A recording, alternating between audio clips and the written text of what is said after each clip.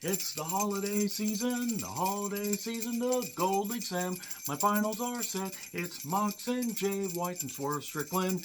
Who will win? We won't know until next week's Dynamite. Until next week's Dynamite.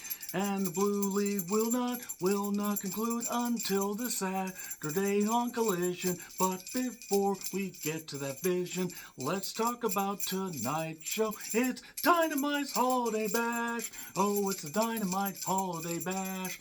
The holiday season, and OKC was rockin' and rockin', not since the days of Mid-South Wrestling. Let's talk about this show. Yes, it's the AEW Holiday Bash. It's the AEW Holiday Bash. I'm John Martin with my review of AEW Dynamite Holiday Bash 2023 from the OKC Paycom Arena. 18K capacity, 5,000 people maybe. WrestleTix, bless them, they do a really good job analyzing the ticket sales and all that, and I really, really hope that the people there had fun. They had a lot of leg room because I saw some of the wide shots and holy shit, stop running these NBA-sized arenas. Okay, I know I said after last week's Winter is Coming that I wasn't going to review any more AEW weekly programming. Well, I decided, why not? I got nothing but time on my hands, and also next week, because I'm going to be working extra both holidays, well, specifically Christmas Eve, Christmas Day. I'm actually going to have Wednesday off, so I'm going to watch Dynamite live. Why not? World's End, I'll probably end up watching it live, but if they don't give people a reason to invest their money in more pay-per-views, they're going to have a hard time drawing more people than their usual core fan base.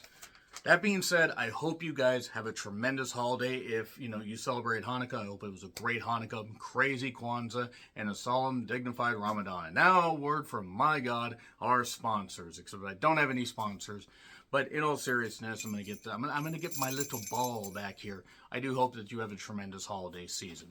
So yeah, this show, it certainly was something. Swerve took on Roosh, referee Aubrey. Always enjoy seeing Aubrey. In all seriousness, I love Aubrey. Bright, very talented, a very good referee. Really, to me, her and Red Shoes are the best referees going today. As far as mainstream wrestling, because there's plenty of great referees on the independents, especially just here alone. The crowd loves Swerve. Roosh landed badly after a suicide dive. He was selling his knee, has quad wrapped. Swerve has his shoulder wrapped. The Tranquiflo pose, I think that's what it's called. In all seriousness, let's just have a little fun here. Swerve counter with an arm bar, hold number one, shrieking man of 1,004 holds noises. So, I don't know why they insist on taking bumps on the apron, especially head first, but whatever. They had about 5 ads for the Iron Claw, which I'm very excited for. Very, very excited for. I'm wondering if there's going to be a lot of revisionist history, or if it's going to be a tearjerker, or if I'm just going to wonder, what the fuck, A24? Why'd you do that? I love A24. Strikes, twist pile driver. I'm convinced that Roosh at this point thinks that people know how to take moves like, everybody does, like everybody's working lucha, and that's not always the same. But there was a throw to the floor. Swerve was lucky he didn't hit the apron and break his neck, because he came really close to doing that. A 450 for one, because Roosh is bound and determined to no sell shit. And the Swerve Stomp 1, 2, 3. Swerve's in the semifinals. And we get more, league rundown stuff like the Blue League. Jericho has words of encouragement for Omega. Let it be, let it be, let it be. Let's let the diverticulitis clear and let Omega be. That's not a rib. I hope that Omega recovers. Diverticulitis is no goddamn joke. I've known a few family members and a few extended, inner circle, a few extended in the circle. People I've known in the past that had it, and some recover well. Some take a long time to recover. So, honestly, Omega's health comes first. Do not expect to see him back at least until May. And I think that's being generous. He might be back for all, and he might never be back. And you know what? If he's got to just retire, is what it is. Jericho said he's pulling for him, the fans are pulling for him. He's ready when he comes back. Mark Briscoe took on Jay Lethal in a Gold League match. It was all for pride at this point. Look, both are talented, both have history. I didn't care, and Mark Briscoe won. It was what it was. He won with the J Driller, honoring his brother. That's fine. The match was well worked, but I have no reason to care about either of these guys beyond Mark Briscoe's emotional story. They have not utilized him well. Jay Lethal has not been utilized well. And a handshake afterwards, MJF was inducted into the Jewish Sports Hall of Fame. And that's great. I understand there were elderly women that were asking if they had any material that was light. How about this leaflet, Famous Jewish Sports Legends? If anybody gets that reference, I love you guys. That is meant just simply as a loving little joke because I love that movie, and you know what movie it is. And MJF staying up for Jewish hate, or staying up against Jewish hate, that is. And really, we should not hate people because they're Jewish. I mean, we shouldn't. Let's hate them because they're assholes. Let's not just hate them because of their particular religious upbringing or whatever. Is what it is. And I'm not just talking because of the holiday season. Let's stop fucking doing that. Then we had another Iron Claw ad. Wardlow package that the time is closing in on Max and that he will bring the devil to his knees, or somebody else is thinking about being on their knees for Wardlow. Stop it. You know who you are. That's all I'm going to say right there. Recaps of Hangman being slammed onto the car hood and windshield, and Samoa Joe comes out to a pop. He wants answers. He thinks that MJF's the devil because, it's funny. Everybody else gets brutalized and you're just conveniently laid out, very carefully with a beer bottle, and Samoa Joe making good points. And then here's MJF all smug and saying, they did that to me. They've done it to other people. They lay a hand on you. They didn't even lay a finger on you. And they're getting, good verbal spats back and forth, all this stuff. Good shit. Even if it's treading familiar ground, both these guys are great with words. And they, MJF's like, I'm sick of these accusations. I don't want to wait for my life to be over. I want to beat you here instead of at World's End. So he gets all ready, and then suddenly this conga line, this factory line of devil goons comes out, and then more jobber goons. And then suddenly the devil appears, and instead of typing shit out, now he has fancy graphics. Who can you trust? Who can you turn to? You can't run away. How about a match for the Ring of Honor Tag Team Championships next week? Are you a hero, Max? It's going to be a fake out again, and I'm going to wonder what the fuck's going on. And Samoa Joe, basically, after last time, not wanting to accept this, but MJF accepting it, Samoa Joe instantly says, "We accept." It's going to be another fake out. We are going to get a reveal of who the devil is at World's End. And it's going to end up being a popcorn fart just like the Black Scorpion. And I remember the Black Scorpion. I was 9 years old at the time and I hated it. That being said, I'll give MJF and Joe credit. They're doing the best they can with this. Renee is then with Trent, Rocky, and Orange, and Statlander, who looks amazing. God, she looks amazing. Rocky wants gold, and Orange Cassidy says, "Fine, I'll see you on Friday." Put Rocky Romero against an actual opponent and I'll watch. So Tony makes her entrance. My God, she looks great. She's going to join commentary for Saraya, defender of Abusiverse, against Fluffer Riho. Winner faces Tony. Riho won. And then Tony confronts Riho. And Riho then does all this stuff and bashes Tony in the face. And then Mariah May hits Riho with the championship. Look, I'm sure she's nice, but I will never buy into Riho as any kind of credible wrestler. I'm sorry. I just won't. She literally looks like a drinky, bendy straw trying to wrestle. It doesn't even look like she would cause any impact. Shivani then reads a memo from Christian Cage. He's taking Nick Wade on vacation.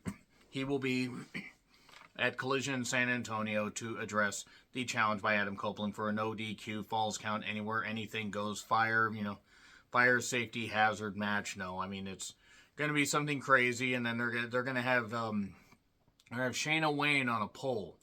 Stop it. Watch them actually do. No, watch them have the Wayne family or the Wayne family on a pole, or on. But it actually almost had to be on a forklift because putting them on poles would be dangerous. I like I like Nick. Great kid. Shannon, his mother, very, very nice. I'm only saying Shannon because that's her name. She actually does have a name. She's not just Nick's mom. I don't know what the hell else they're going to do here.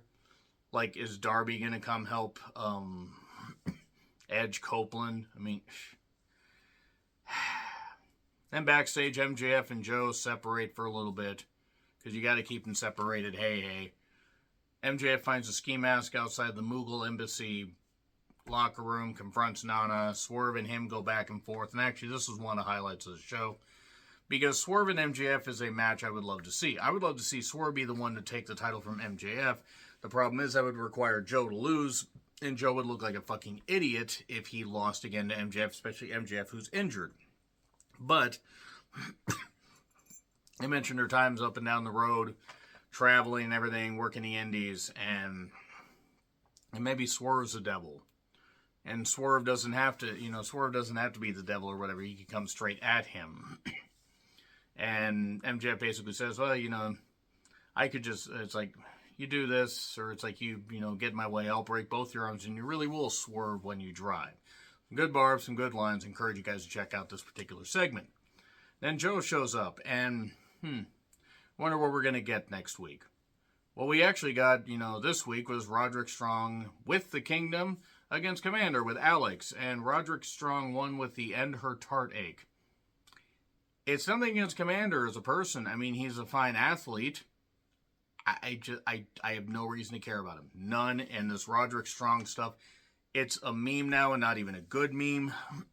Renee is with Roderick Strong. He yells names. MJF's the devil. Adam and the Kingdom were handing out MJF as the devil signs. And was able to hand them out to about half the crowd just in the front section because there weren't a lot of people there. Collision rundown. JR joins commentary. I am looking forward to Thunder Rosa being back in the ring, along with Abaddon, Abaddon, versus Julia Robertson, Sky Blue. I will tune in for that. In fact, I will probably end up reviewing Collision because Holiday Bash and all that, and why not? So, and plus, I mean, I'm not going to be doing much of anything that day.